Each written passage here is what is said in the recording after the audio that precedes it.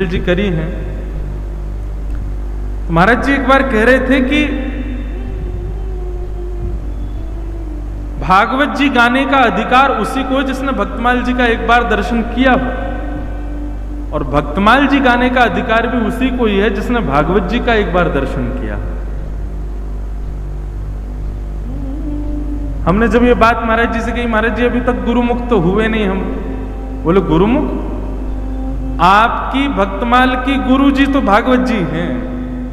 9 वर्षों तक जो भागवत जी आपने कही वो भागवत जी कृपा करके भक्तमाल बुलवाएंगी आपसे, तो आपके गुरु जी भागवत जी हैं। भागवत जी की कृपा से आप भक्तमाल कह रहे हो। तो भागवत जी और भक्तमाल में कोई अंतर नहीं। ठाकुर जी को अति प्रिय है श्री भक्तमाल जी। तो आज यथामति यथा संभव जितना गुरु आज्ञा से दास को प्राप्त है, बाकी तो सब देखो जानकार हैं यहाँ पर। पूज्य महाराज जी, हमारे बड़े भैया आदि सब, ये तो सब रसिक जन बैठे हैं, इन सबको तो खूब पता है। पर हमारे परिकर के लिए, हमारे लिए और हमारे जो भक्ति पथ के श्रोता उनके लिए भक्तमाल जी बिल्कुल नवीन है, इसलिए बिल्कुल ध्यानपूर्वक सुनिएगा। भागवत जी में आप एक बार को इधर उधर हो जाओ, भागवत जी में एक बार को आप थोड़े फोन चला लो, थोड़ी उबासी ले लो, थोड़ी देर सो जाओ, चलेगा। भक्तमाल जी में नहीं। हम एक बात कथा में कहते हैं, भगवत अपराध बन जाए क्षमा मिल जाएगी, लेकिन भक्त अपराध नहीं बनना चाहिए। भक्तमाल जी में यदि किंचित भी आपका कोई भाव अन्य कहीं जाता है तो एक प्रकार का भक्त अपराध है, और भक्त अपराध का दंड स्वयं ठाकुर जी देते हैं फिर। इसलिए भक्तमाल जी बड़े ध्यानपूर्वक सुनिएगा, भावपूर्वक सुनिएगा। एक एक भाव अद्वितीय है। भक्तमाल जी की भूमिका प्रारंभ श्रीमद् भागवत जी से ही होती है कि विप्रद वेणुम जठर पटयो श्रांग वेत्रे च कच्छे वामे पाणे मृषण कवलम तत्फलम नांगुलीषु। कहां से शुरू होती? ठाकुर जी भागवत जी में छाक लीला कर रहे हैं। कौन सी लीला? जोर तो बोलो। छाक लीला किसको कहते हैं? मीठो मदन गोपाल आज दधि, मीठो मदन गोपाल आज गाते हैं। मीठो मदन गोपाल आज दधि, मीठो मदन गोपाल आज दधि।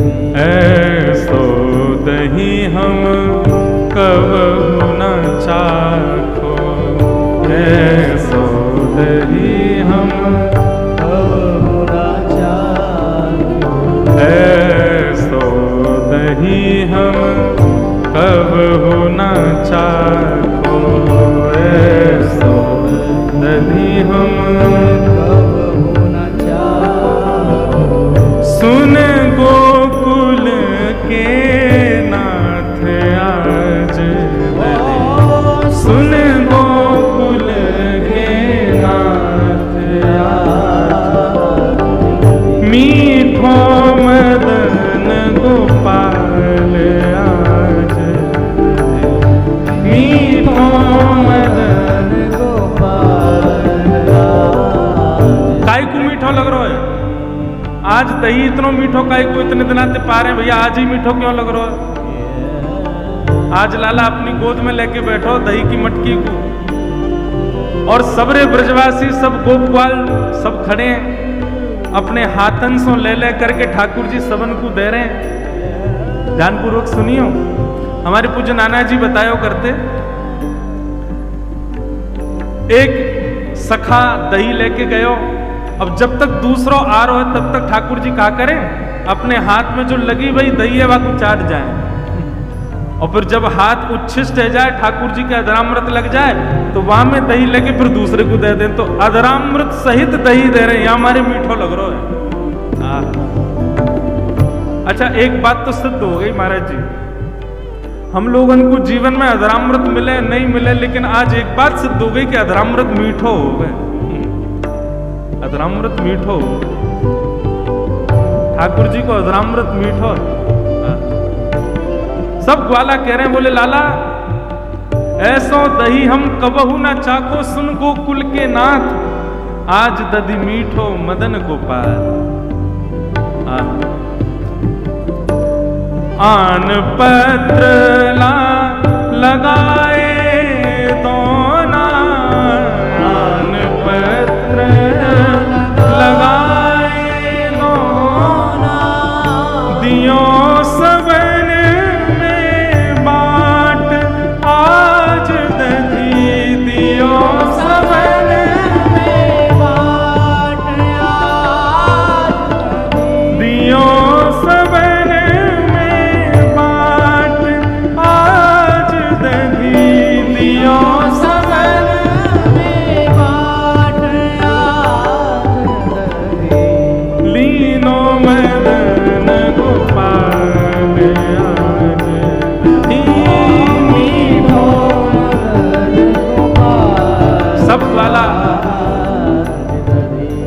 पतुआ ले ले करके आ रहे हैं, पत्र ले ले करके आ रहे हैं, उनके दोना बना करके वही में दही ले ले के जा रहे हैं। कछु ग्वाला रह गए, कछु ग्वाला को नहीं मिलो। महाराज जी इतनी सुंदर भाव है, कछु ग्वालन को दही में नहीं मिलो। ठाकुर जी ने दही नीचे धर दी, हंडी नीचे धर दी, अब दही पूरा होगा भैया। कछु ग्वाला रह गए, रोने लगे, और जब वो ग्वाला रोने लगे तो जिनको दही मिल गो वो सब उनको उपहास करने लगे, और ले ले आज तो ना मिलो, हमें तो मिलो, हम तो अपने में तो नहीं देंगे, आज तो बड़ा मीठो दही है। और ज्यादा रुदन करने लगे। लाल जी के मन में आई कि भैया ये सबरे बड़े उदास है रहे। ठाकुर जी ने सबन को बुलाया, हाँ भाई जिन जिन को नहीं मिलो इसको आओ। सब सामने पहुंचे। आहा, जिन नहीं पायो सुनो मेरे भैया, जिन नहीं पायो सुनो मेरे भैया, मेरी हथेली चाट आज दधी, मेरी हथेली चाट आज दधी। इसी पंक्ति ने भक्तमाल जी की रचना करवा दी। जिन नहीं पायो सुनो मेरे भैया, जिन नहीं पायो सुनो मेरे भैया, मेरी हथेली चाट आज दधी, मेरी हथेली चाट आज मीठो मदन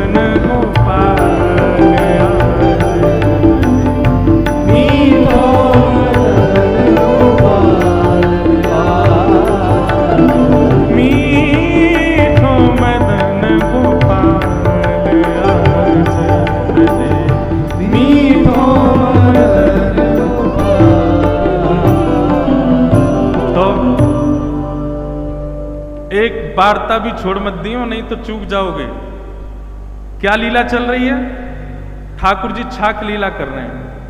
चारों तरफ ग्वाल बाल बैठे हैं। भागवत जी में तो बहुत ही सुंदर वर्णन है। विप्रत वेणुम जठर पटयो श्रांग वेत्रे चकच्छे वामे पाणे मृषण कवलम तत्फलम लांगुलीशु। ठाकुर जी बीच में चटनी लेके, अपनी उंगलियों के बीच में अलग अलग अचार लेके, एक हाथ में रोटी गोल गोल घुमा के रोटी खामें, चटनी चाटें, फिर अचार चाटें। ऐसे ठाकुर जी हंस हंस के पारें।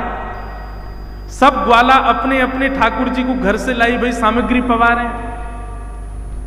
वहीं पर परमानंद दास जी का ये भाव आया कि आज दधी मीठो मदन गोपाल, जो नहीं पायो सुनो मेरे भैया, मेरी हथेली चाट। जिन जिन ग्वालन को नहीं मिलो है दही, इतकू आओ सबरे। अरे तू या अंगूठा को चाट ले, तू या उंगली को चाट ले, तू या को चाट ले, तू यहां चाट ले। हथेली के भी 3 भाग कर दियो। ए तू इतना ही चाटी हो, तू यहां तक चाट ले, तू यहां चाट। अब बोर बोर के दही निकाल रहे तो यहां तक सन रहे हैं ठाकुर जी। अब सोचो, ग्वाल बाल ठाकुर जी की अपनी जीभ निकाल के ठाकुर जी को हाथ चाट रहे हैं। ठाकुर जी ऐसे बैठे, क्या सुंदर छवि, कोई चित्रकार बनावे या कोई।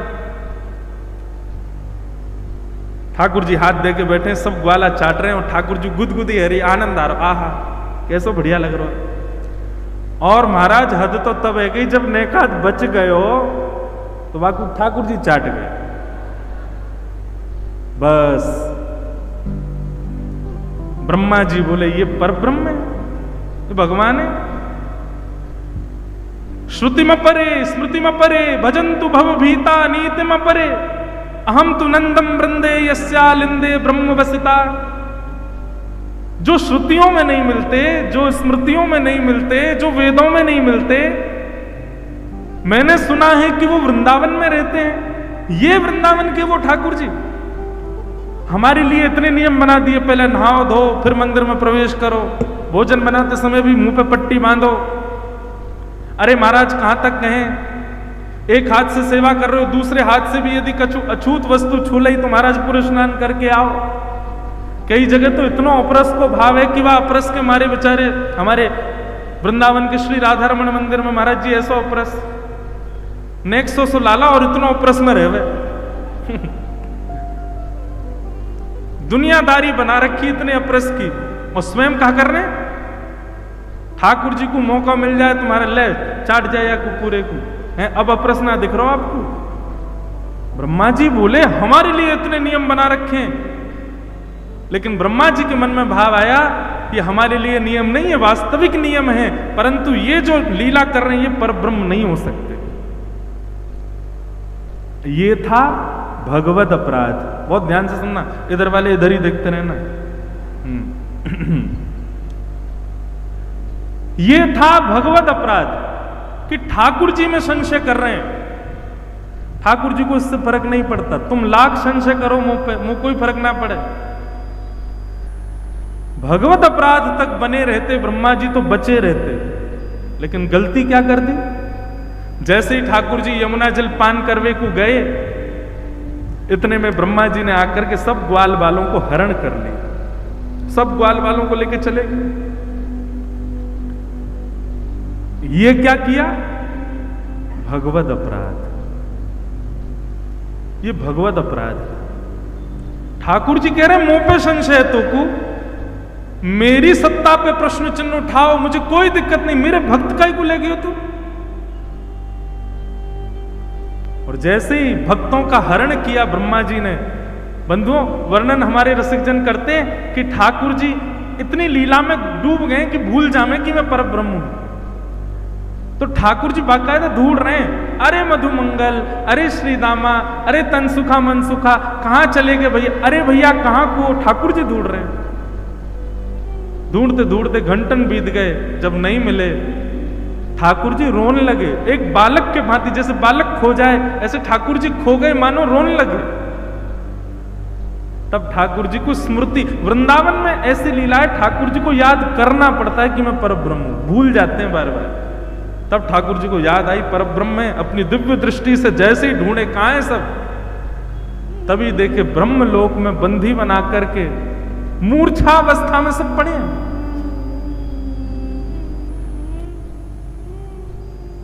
ठाकुर जी के नेत्र सजल हो गए।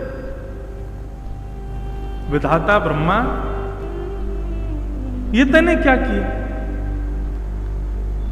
हमारे वृंदावन में सौगंधी शिला पर खड़े होकर के ठाकुर जी कहते हैं, उस शिला का नाम ही सौगंधी शिला है, ब्रजवासी वल्लभ सदा मेरे जीवन प्राण, इनको ना ही विसारी हूं मोह नंद बाबा की आन। इसलिए मैं अपनी कथा में बार बार जोर दे दे करके बोलता हूं, भैया ब्रजवासियों में कभी दोष मत देखना, चाहे लाख दोष हो उनमें। वैष्णवों में कभी दोष मत देखना, चाहे लाख दोष दिख जाए आपको, दिख जाए ना, जैसे दिखा कि कोई दोष दिखा, तुरंत नेत्र बंद करके महाराज तुरंत क्षमा मांगने लगो। नहीं नहीं, ये भगवत रूप में भक्तमाल जी यही सिखाती हैं कि कभी भगवत अपराध ना बने,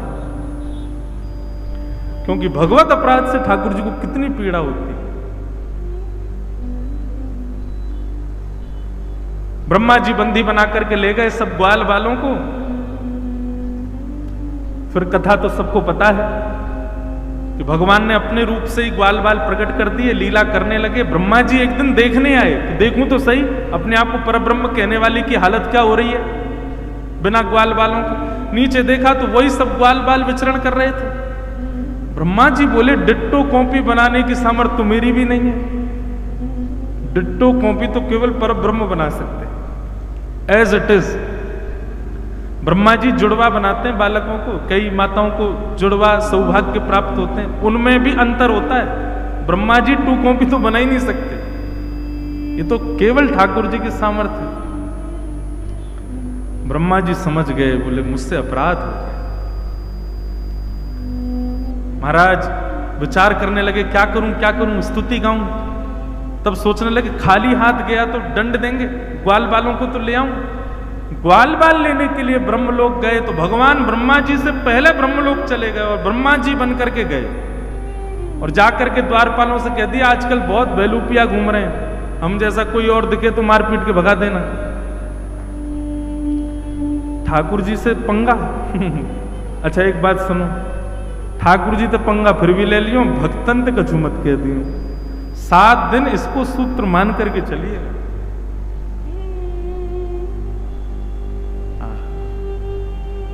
ब्रह्मा बन के बैठ गए ठाकुर जी, द्वारपालों से कह दिया हमसे पूछने भी मत आना कि द्वार पर ब्रह्मा आया है, हम क्या करें, आज्ञा है सीधे आक्रमण कर देना, बेलूपिया घूम रहे हैं बहुत।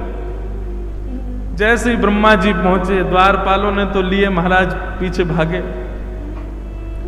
ब्रह्मा जी ने अंत में स्वीकार कर लिया कि मैं नकली ब्रह्मा हूं। असली ब्रह्मा कह रहे हैं कि मैं नकली हूं, असली वही है जो भीतर बैठा, एक बार सन्मुख ले चल। तब ब्रह्मा जी ने भगवान के सामने जाकर के स्तुति गाई। महाराज जी भागवत जी की स्तुतियों में सुंदर स्तुतियां, वैसे तो सभी स्तुतियां भागवत जी की अति अद्भुत हैं, पर ब्रह्मा जी की स्तुति अत्याद्भुत है। कोई कमी नहीं छोड़ी ब्रह्मा जी ने ठाकुर जी को मनाने में। ठाकुर जी को खूब मनाया। हे नाथ आप कृपा करो। ब्रह्मा जी की स्तुति का प्रथम श्लोक किसी को स्मृति में है? नो मिड्यते भ्रवपुषेटडिदं बराय, इसीलिए सामने बैठाया आप लोगों को। गुंजावतम सपरिपेच्छल सन्मुखाय वन्यस्त्रजे कमलवेत्र विशान वेणु लक्ष्मश्रिये मृदुपदे पशुपांकजा। ब्रह्मा जी की स्तुति का पहला श्लोक। अब तो खूब महाराज रिझा रहे हैं ठाकुर जी को, खूब बढ़िया बढ़िया स्तुति के शब्दावली लच्छेदार वाणी से ठाकुर जी को रिझा रहे हैं। ठाकुर जी ने नहीं ब्रह्मा जी को देखा भी, उदास चित्त से ठाकुर जी बैठे हैं केवल क्रोध में भर करके। और ब्रह्मा जी ने जब स्तुति गाली पूर्ण कर दी, अंत में पुष्प अर्पित कर दिए, तो ठाकुर जी उठ करके वहां से चले गए। बंधुओं ये सबसे बड़ा कष्टदायी है। हम जिससे प्रेम करें, हम जिसके लिए पूर्ण समर्पित हैं, वो इतना नाराज हो जाए, भाई उदास हो जाए, गुस्सा हो जाए, चिल्ला ले, मारपीट ले, यहां तक ठीक है, पर नाराज होकर बात ही ना कर, मुंह फेर के चला जाए, इससे बड़ा कष्ट और कुछ नहीं हो सकता। इसलिए ठाकुर जी से कहते हैं और तो रूठे भले रूठे, तुम जन रूठो मालाधारी। हे गोविंद देव जी, नित्य प्रार्थना ठाकुर जी से यही करो, पूरा विश्व मुझसे रूठ जाए, आप कभी रूठना मत। चाहे जीवन में मेरे कितने आर्त आ जाएं, चाहे मैं कितना भी गलत कर लूं नाथ, और आप ना रूठो, इसके लिए ये करना कि मुझसे कभी कुछ गलत करवाना मत, वो मत करवाना जिससे आप रूठ जाओ। हम पे और प्रार्थनाओं के लिए समय कैसे मिल जाता है ठाकुर जी से, यही कर लो कि नाथ कभी रूठना नहीं।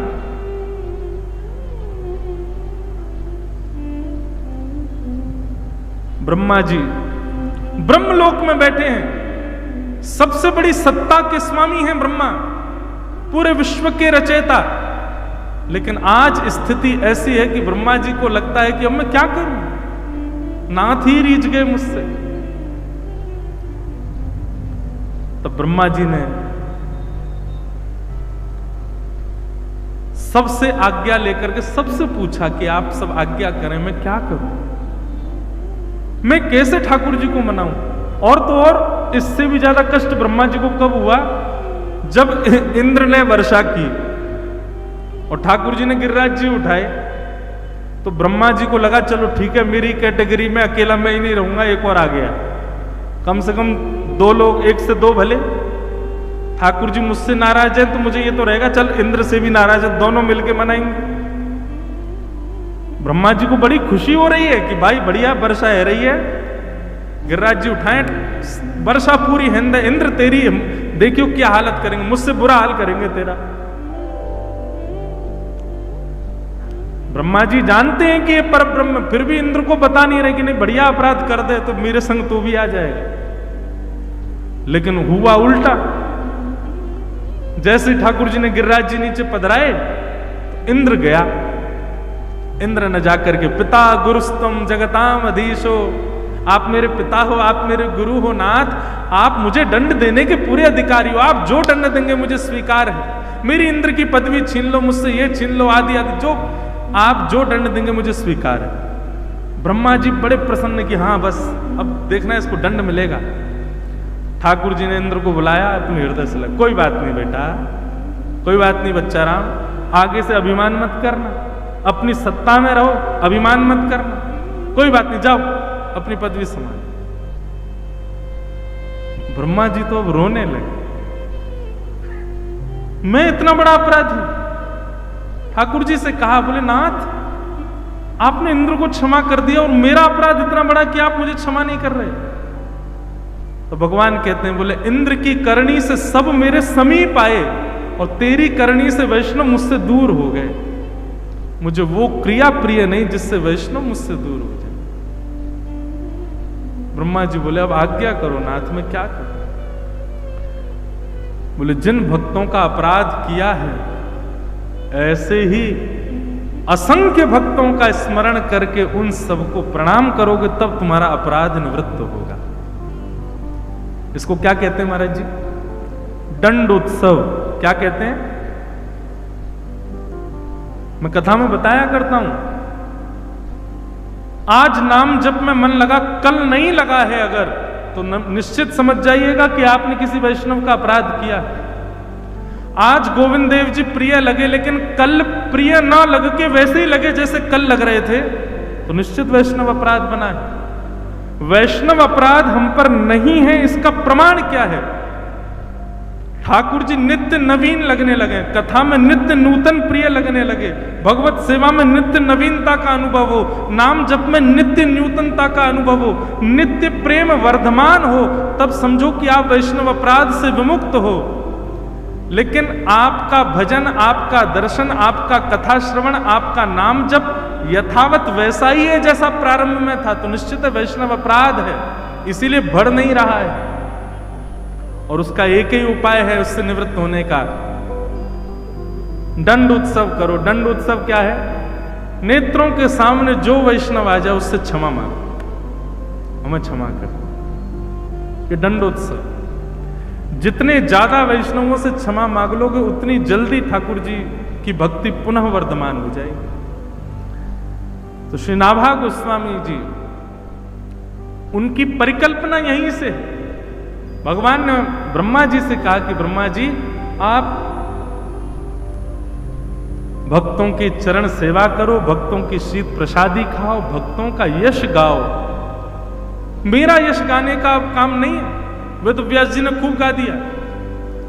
आप मेरे भक्तों का यश गाओ और खूब भाव से गाओ, जितना मति में आ सके उतना गाओ, तब आपका भगवत अपराध पूर्ण हो।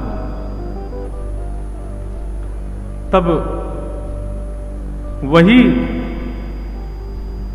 ब्रह्मा जी महाराज पृथ्वी पर श्री नाभा गोस्वामी जी के रूप में प्रकट हुए। गोस्वामी श्री नाभा जी महाराज की जय। श्री नाभा जी के चरित्र को श्री प्रियादास जी महाराज ने गाया। प्रियादास जी कौन है ये भी बताएंगे। नाभा जी के चरित्र को श्री प्रियादास जी महाराज बहुत सुंदर भाव में कह रहे हैं। हनुमान वंश ही में जन्म प्रशंस जाको, भयो द्रगहीन सो नवीन बात धारिये। उमरी वर्ष 5 मान के अकाल आच, माता बन छोड़ गई विपत्ति विचारिये। किलो अगर ताई डगर दरस दियो, लियो यो अनाथ जानी पूछ सोचारिये। बड़े सिद्ध चल ले कमंडल सो सींचे नैन, चैन भयो खुलो खुले चक जोरे को निहारी। प्रियादास जी महाराज वर्णन कर रहे हैं हनुमान वंश में श्री नाभा जी का प्रादुर्भाव हुआ। हनुमान जी का तो वंश ही नहीं है, फिर हनुमान वंश में कैसे, वो तो ब्रह्मचारी है। तब कथा यहां पर प्रियादास जी ने बृहद वर्णन किया है कि दक्षिण भारत के एक ब्राह्मण कुल में कोई संतान नहीं थी, तब उन्होंने हनुमान जी की आराधना की और 12 वर्ष की आराधना के बाद हनुमान जी प्रकट हुए और प्रकट होकर कहा वरदान मांगो, क्या चाहिए। तो भक्ति के प्रदाता, भगवान के प्रदाता, या तो हनुमान जी से भक्ति मांगो या फिर ठाकुर जी को मांगो। पर वो ब्राह्मण देवता कहने लगे, बोले नाथ एक पुत्र दे दो। हनुमान जी महाराज बोले ये तो वही बात हो गई, जिसके पास जो वस्तु नहीं है उससे वो मांग रहे हो। कभी कभी मन में भाव आता है, शंकर जी से कह रहे हैं हमारा घर बना दो, शंकर जी कह रहे हैं मैं खुद शमशान में रहूं। गणेश जी से कह रहे हैं बड़ी गाड़ी दिला दो, बोले खुद मैं चूहा पे चलूं तो गाड़ी दे दूं। हनुमान जी कह रहे हैं भैया ये बालक बच्चे मांगने हते तो ठाकुर जी की आराधना करते, ब्रह्मचारी हनुमान जी को काहे को बुलाए। लेकिन फिर भी श्री हनुमान जी महाराज ने कृपा की और उन ब्राह्मण देवता का वंश बढ़ा। उसी वंश में आगे चल करके श्री नाभा जी का प्रादुर्भाव हुआ। आप श्री का जन्म से नाम नवभुज बताया गया और कई जगह नारायण दास भी बताया गया। ऐसा भी कहा गया कि जब श्री अग्रदास जी ने उनको दीक्षा दी तो नामकरण श्री नारायण दास रखा, वैसे नाम नवभुज है, ऐसा भाव भक्तमाल जी में ही पढ़ा। बहुत ध्यान से सुनिएगा।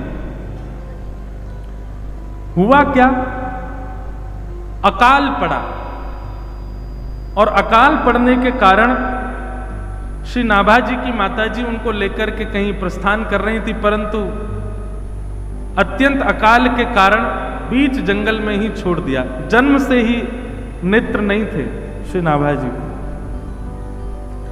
5 वर्ष की आयु में बिना नेत्रों का बालक जंगल के बीच में व्याकुल, कहां जाऊं, किसके पास जाऊं, कैसे जाऊं, क्या करूं। तभी वहां आचार्य चरण श्री किल्हदेव जी महाराज और श्री अग्रदास जी महाराज वे दोनों ही वहां से प्रस्थान कर रहे थे और तभी उनकी दृष्टि उस बालक पर पड़ी।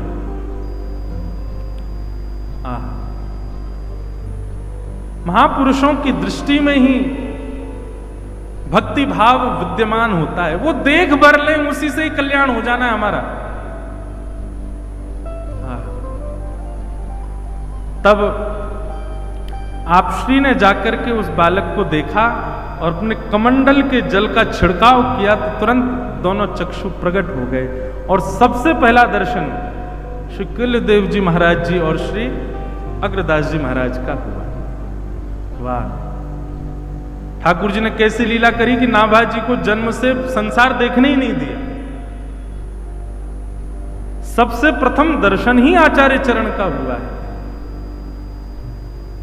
श्री नाभाजी को, और कुछ लक्षण भक्ति भाव के दिखाई दिए और दोनों आचार्य चरण श्री नाभाजी को अपने साथ आश्रम ले आए, सेवा प्रदान की। क्या सेवा है? इतने रसिक संत विराजते हैं, सबकी चरण सेवा करो और सबकी शीत प्रसादी पाओ। बंधुओं, एक बात हमारी ध्यानपूर्वक सुनिएगा, चरण सेवा में और शीत प्रसादी में भी बहुत ध्यानपूर्वक आप सबको मर्यादा का पालन करना चाहिए। कोई महापुरुष प्रसाद पा रहे हैं, एक बात और सुनिए, शीत प्रसादी का मतलब उनके प्रसाद पाने के बाद जो शेष रहे वो भी है, शीत प्रसादी का मतलब उनके वचनामृत भी है। माफ कीजिए, यदि कोई केवल शीत प्रसादी ग्रहण करे और वचनामृत का पालन ना करे तो भी कल्याण में कहीं ना कहीं संशय आ सकता है, परंतु शीत प्रसादी पहले वचनामृत के रूप में ग्रहण करो, और वचनामृत के रूप में मतलब वचन के प्रति अटूट विश्वास। श्री सूरदास जी महाराज की वाणी है,